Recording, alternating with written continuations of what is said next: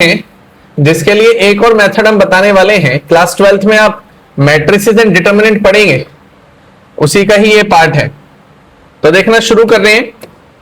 तो let suppose आपके पास यहां पर ए वेक्टर है और बी वेक्टर है और आप इसका क्रॉस प्रोडक्ट लेना चाहते हैं।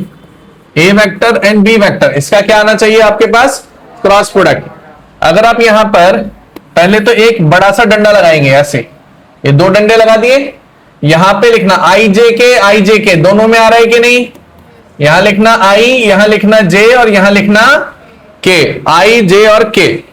अब उसके बाद देखना आई के नीचे ये जो ए वेक्टर है, ए वेक्टर का कॉफिशिएंट, आई कैप का कॉफिशिएंट कितना आ रहा है?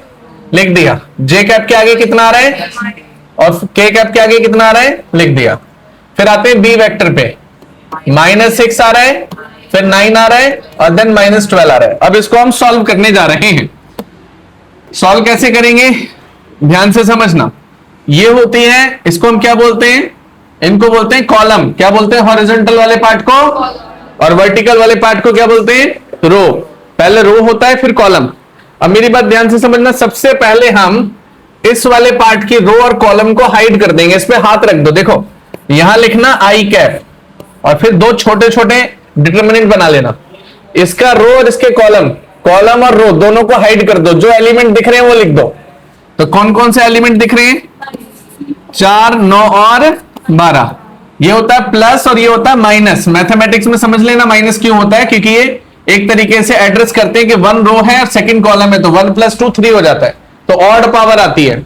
या माइनर कोफैक्टर वगैरह अगले साल जब पढ़ेंगे ना एडजॉइंट में मैथमेटिक्स में, तो वहां पर आएगा। अभी फिजिक्स के लिए बस याद कर लो, यहां प्लस, ये आ गया, अगला माइनस और फिर अगला प्लस, तो यहां लगा देना माइनस जे कैप।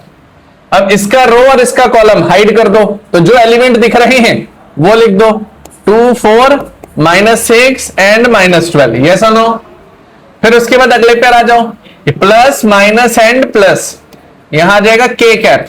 तो इसका रो और इसका कॉलम हाइड कर दो, तो यहां आ जाएगा 2, यहां आएगा -3, यहां आएगा -6 और यहां आएगा 9, यस और नो? हो गया यहां तक। अब आगे आते हैं। अब इसको सॉल्व कैसे करेंगे देखना। ज्यादातर लोग सीधे हाथ से खाना खाते हैं ना, तो पहले सीधा हाथ सॉल्व करना। सीधा हाथ मतलब यहां से इस वाले एलिमेंट को मल्टीप्लाई करेंगे, फिर माइनस में यहां से इस वाले एलिमेंट को मल्टीप्लाई करेंगे। ऐसे ही फिर इसको राइट साइड से पहले इन दोनों को मल्टीप्लाई करेंगे, माइनस में फिर इस साइड वाले कॉलम को मल्टीप्लाई करेंगे। ऐसे ही यहां पर राइट साइड वाले कॉलम को मल्टीप्लाई करेंगे, माइनस में लेफ्ट साइड वाले दोनों एलिमेंट को मल्टीप्लाई करके लिखेंगे। तो शुरू करें। अगर मैं यहां पर देखूं तो सबसे पहला आ रहा था आई कैप, -12 × 3 +36, फिर यहां से 9 4 जा 36, है ना? यहां इन दोनों का प्रोडक्ट, माइनस में इन दोनों का प्रोडक्ट, तो आंसर क्या आ गया यहां पर? 0। फिर जे कैप पे आ जाओ, यहां से -12 और 2 -24, फिर माइनस में -6 × फिर -24, माइनस माइनस प्लस हो जाएगा, ये भी स्वाहा हो गया, यस और नो?